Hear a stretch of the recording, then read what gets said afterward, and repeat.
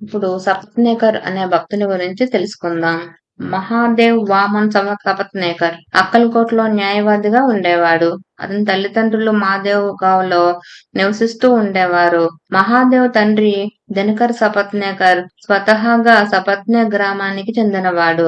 ఒకప్పుడు ఆ కుటుంబం మాదేవ్ గావ్లో స్థిరపడి అందరూ న్యాయవాదులయ్యారు. దినకర్ సపత్నేకర్ మొదట దత్తాత్రేయుని భక్తుడు. అతడు తరచుగా గాన్గాపూర్ వెళ్లి వస్తూ ఉండేవాడు. ఒకప్పుడు ఆ క్షేత్రంలోనే అతని భార్య, కొడుకు మరణించడం చేత ఆ శోకం భరించలేక ఆత్మహత్య చేసుకోవాలని నదిలోకి దూకాడు. అన్ని చిత్రమైన రీతిన దత్తస్వామియే అతనిని రక్షించి అక్కల్కోట్లోని శ్రీ స్వామి సమర్థను ఆశ్రయించమని చెప్పారు. అందుకే అటు తర్వాత శ్రీ స్వామి సమర్థుల మరొక రూపమైన శ్రీ సాయిబాబా అతని కొడుకు మహాదేవ్ వామసపత్నేకర్ ను కూడా తమ చెంతకు చేర్చుకున్నారు. సద్గురు సేవ తరతరాలు కాపాడుతూ ఉంటుంది. మహాదేవ్ వామన్ సపత్నేకర్ న్యాయవాదిగా అక్కల్కోటలో నివసిస్తూ ఉండేవాడు. అతనికి 33వ ఏట భార్య, ఒక కుమారుడు చనిపోవడం వలన మానసికంగా అతడెంతో కృంగిపోయాడు. బంధువుల, స్నేహితుల ప్రోద్బలంతోనూ వంశం నిలబడాలన్న సంకల్పంతోనూ అతను రెండవ వివాహం చేసుకున్నాడు. కానీ ఆ తర్వాత 4 సంవత్సరాల వరకు అతనికి బిడ్డలు కలుగనే లేదు.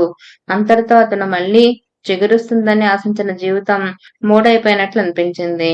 జీవితంపై అతను పెట్టుకున్న కొద్ది ఆశలు అడియాసలయ్యాయి.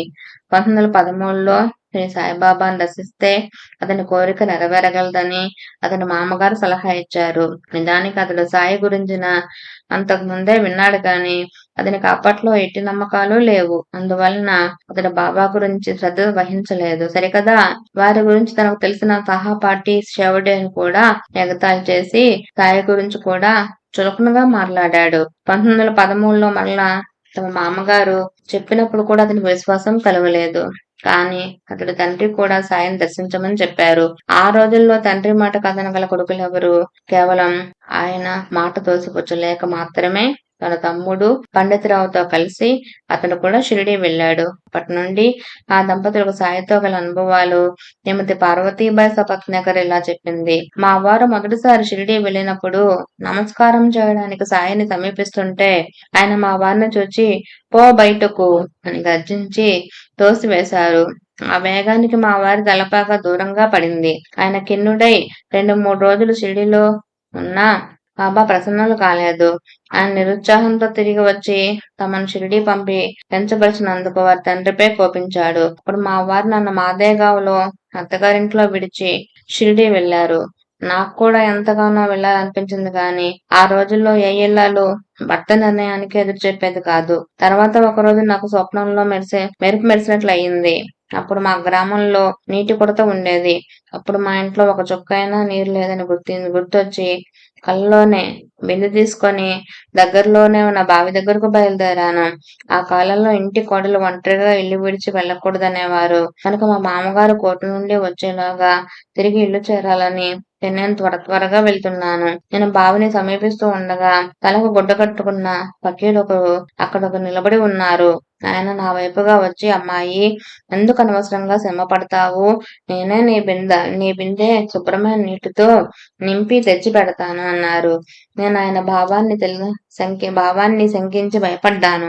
నా ఎదుటే ఆయన కఫ్ని పైకెత్తి మూత్ర విసర్జనకు కూర్చోవడంతో నా అనుమానం దృఢపడి మా ఇంటి వైపుకు పరిగెత్తాను. ఆయన నా వెంటనే వస్తూ, పారిపోవద్దు, తర్వాత పశ్చాత్తాపడతావు, నీకు ఒకటి ఇద్దామని వచ్చాను అంటున్నారు. నేను ఇల్లు చేరి తలుపు బిడాయించుకున్నాను. ఆ ఫకీరు కూడా తలుపు వద్దకొచ్చి తలుపు సందుల్లో నుండి గులకరాలు లోపలికి విసురుతూ, నేను నీకొకటి ఇద్దామని వచ్చాను అని మళ్ళీ మళ్ళీ అంటున్నారు. దిక్కుతోచక నేను కేకలు పెడదామనుకుంటుండగా కల అంతరించి నిద్ర మెలకువ వచ్చింది.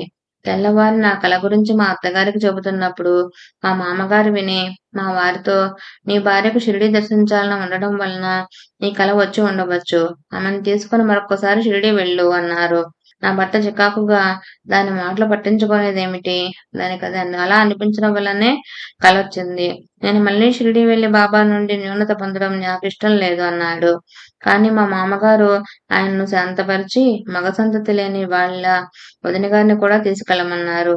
ఆ ప్రకారమే మేము బయలుదేరి షిరిడీ చేరే సమయానికి ఈ సాయిబాబా లెండీబాగ్ నుండి తిరిగి వస్తున్నారు. ఆయన్ను చూస్తూనే నేను నివ్వెరపోయాను.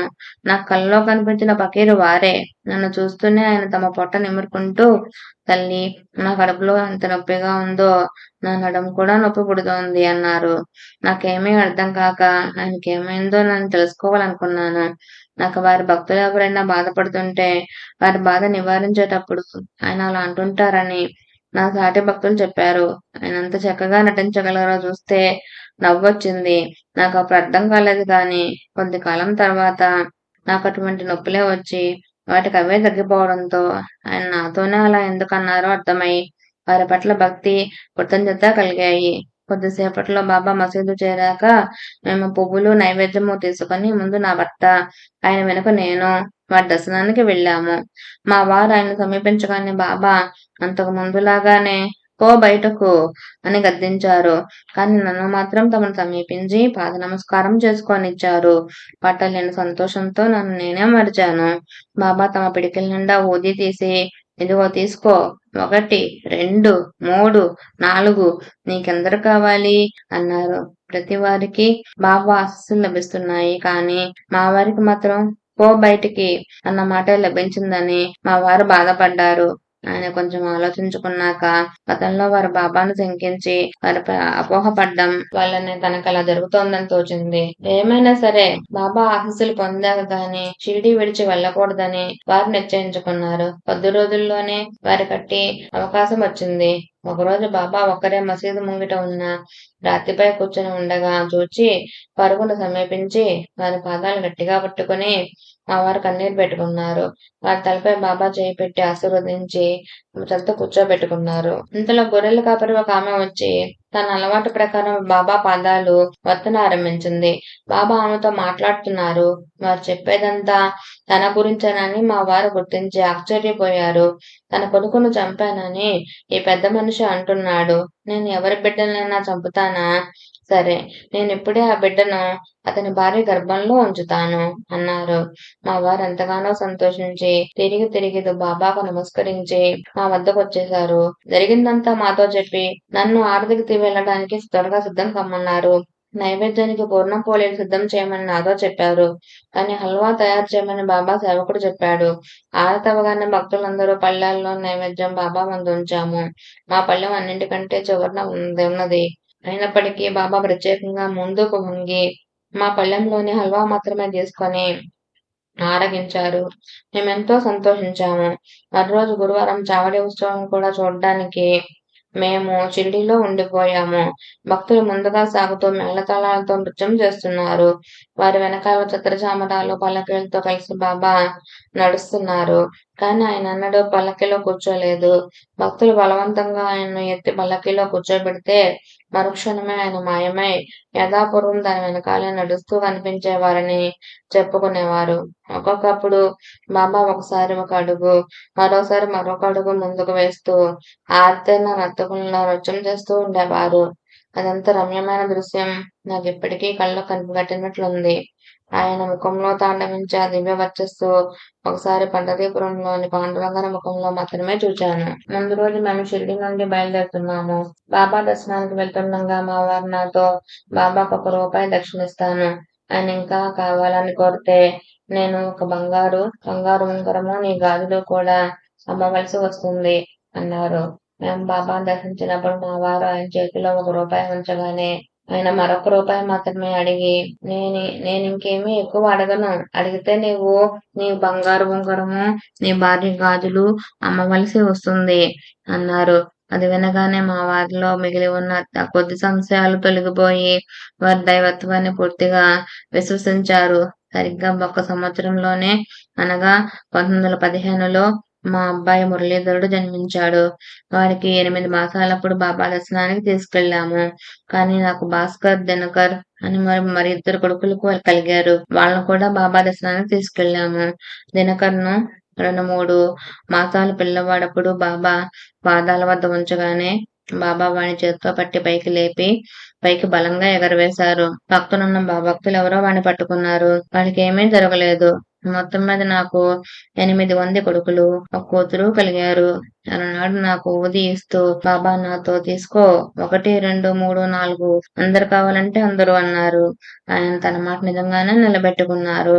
నాకు మురళీధరుడు జన్మించాక మా వారి భక్తి దృఢమై బాబా పట్ల ఎంత విశ్వాసం ఏర్పడిందంటే మా రెండవ అబ్బాయి భాస్కర్ 10వ ఏట చనిపోయినప్పుడు మా మిగిలిన పిల్లలందరినీ బాబా పటం ముందు ఎదురుగా నిలబెట్టి బాబా కావాలంటే వీరినందరినీ కూడా తీసుకుపోండి. నేనేమీ బాధపడను. మీపై భక్తిని మాత్రం విడువను అని ప్రార్థించారు. ఓం సాయిరాం.